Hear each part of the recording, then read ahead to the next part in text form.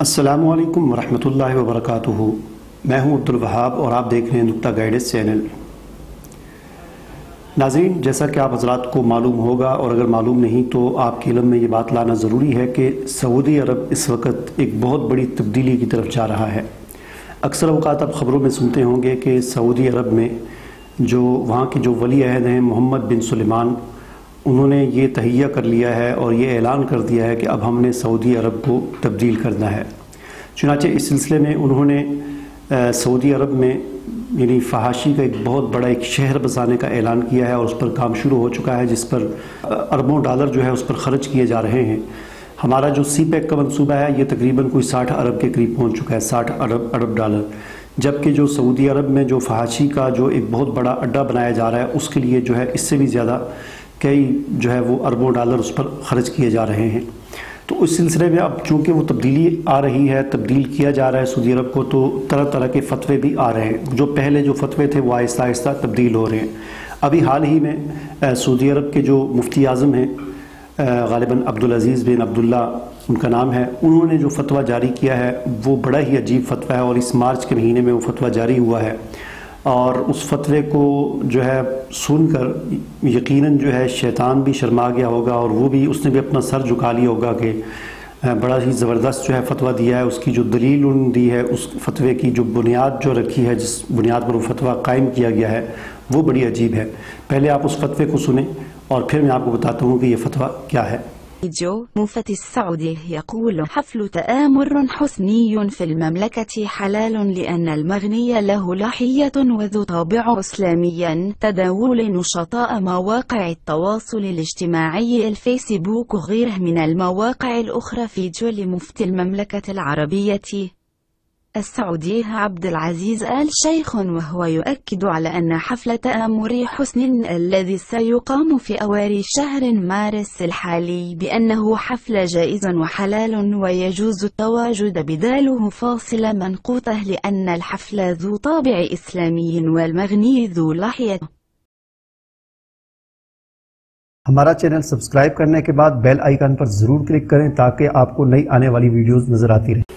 तो जी जनाब, इस फतवे में सऊदी अरब के जो मुफ्ती आज़म हैं उन्होंने ये कहा है कि अभी मार्च के महीने में सऊदी अरब में जो एक म्यूज़िक का कंसर्ट जो है वो मुनक़िद होने वाला है, एक तकरीब जो है वो उसका इनेकाद होने वाला है, जिसमें मिस्र के गुलकार वहाँ पर वो गुलकारी के जौहर दिखाएंगे।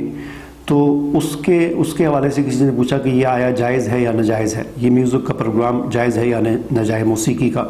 तो मुफ्ती आज़म सऊदी अरब ने कहा कि ये जायज़ है और इसके जायज़ होने की दलील उन्होंने ये दी, चूँकि मिस्र के जो गुलकार हैं वो उनकी दाढ़ी है, लिहाजा उस दाढ़ी की वजह से ये प्रोग्राम जायज़ है। तो ये बड़ी अजीब दलील उन्होंने दी है। म्यूज़िक और मौसीकी के हलाल होने की दलील ये दी है कि चूँकि गाने वाला जो है उसकी दाढ़ी है, लिहाजा दाढ़ी की वजह से ये मौसीकी और ये महफिल और ये म्यूज़िक और ये तकरीब जो है ये सारी हलाल होगी। तो इनकी तरफ से ये बड़े अजीब गरीब फतवे जो है पिछले कुछ अरसे से आ रहे हैं। चूँकि ये वो तब्दीली जो है आ रही है, तो इससे हमें ये भी एक और फतवा इनका ये भी आया था कुछ अर्सा पहले कि अमेरिकी जो गुलकार हैं, यानी कोई भी यूरोप अमेरिका वगैरह के जो अंग्रेज़ी में गाने गाते हैं, तो इन्होंने कहा था कि वो गाने भी सुनना जायज़ हैं और उसके जवाज़ की दलील इन्होंने ये दी थी कि वो इसलिए जायज़ हैं कि चूँकि वो अंग्रेज़ी में गाते हैं और अरबी जो मुसलमान हैं वो अंग्रेज़ी को नहीं समझते, लिहाजा गाने वाले की अगर आपको समझ ना आ रही हो तो आप वो गाना सुन सकते हैं। तो ये भी बड़ी अजीब दलील उन्होंने दी थी। इसी तरह इन्होंने जो सारी ज़िंदगी जो ये कहते रहे कि म्यूज़िक हराम है, मौसीकी हराम है और वाक़तन हराम है, दीन इस्लाम में इसकी कोई गुंजाइश नहीं है। हुज़ूर अकरम सल्लल्लाहु अलैहि वसल्लम ने फरमाया कि मुझे तो मौसीकी के आलात तोड़ने के लिए मबूस किया गया है। तो यही इनके फतवे थे इससे पहले, लेकिन मोहम्मद बिन सुलेमान ने जो तब्दीली का ऐलान किया तो उसके साथ ही मुफ्तियों के फतवे भी तब्दील हो गए। और इन्होंने एक और फतवा ये भी दिया कि म्यूज़िक जो है ये हलाल है और उसके हवाले से कहा कि जितनी भी अहादीस हैं वो सारी की सारी ज़ईफ़ हैं, तो उन अहादीस का भी इन्होंने इनकार कर दिया। तो ये एक बहुत बड़ी तब्दीली की तरफ सऊदी अरब जा रहा है, जिससे जो यकीनन अलामात क़यामत में से है। और ये जो तब्दीली आ रही है तो ज़ाहिर बात है कि ये सिर्फ़ मोहम्मद बिन सुलेमान की ख्वाहिश पर ऐसा हो रहा है और यही ख्वाहिश जो है सऊदी अरब को लेकर डूबेगी। सारे लोग इस तरह के नहीं होते। अब वहाँ पर जो सऊदी शहज़ादे हैं उनकी तादाद भी तकरीबन कोई 6-7 हज़ार शहज़ादे हैं।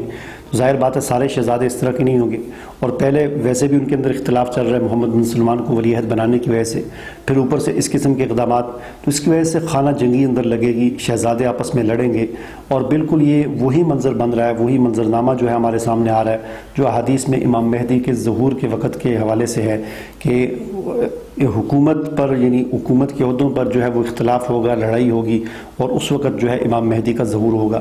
تو یہ حالات بالکل اسی طرف جا رہے ہیں۔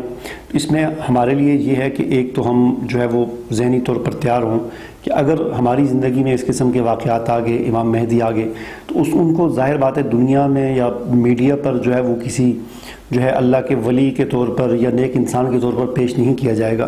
یہ بڑے یعنی حالات جو ہیں وہ بڑے خطرناک جو ہے بنتے جا رہے ہیں، لڑائی کا خطرہ ہے، جنگ کا خطرہ ہے، بڑے ہی مشکل جو ہے حالات بنتے جا رہے ہیں۔ تو ان واقعات سے ایک چیز تو ہمیں یہ پتہ چلتی ہے کہ سعودی عرب کے جتنے بھی علماء ہیں یا مفتیان کرام ہیں وہ جو ہے فتویٰ دینے میں آزاد نہیں ہیں، بلکہ وہ وہاں کی حکومت کے پابند ہیں، شاہی خاندان کے پابند ہیں۔ شاہی خاندان جس طرح چاہتا ہے انہیں استعمال کرتا ہے۔ یہ بالکل وہی صورتحال ہے جن کے بارے میں قرآن حکیم میں یہودی علماء کی طرف اشارہ کیا گیا تھا کہ وہ جو ہے وہ اپنی جو ہے ان کے فتوے جو ہوتے تھے وہ اللہ کی کتاب کے مطابق نہیں ہوتے تھے، اللہ کے دین کے مطابق نہیں ہوتے تھے، بلکہ دنیا کی خاطر۔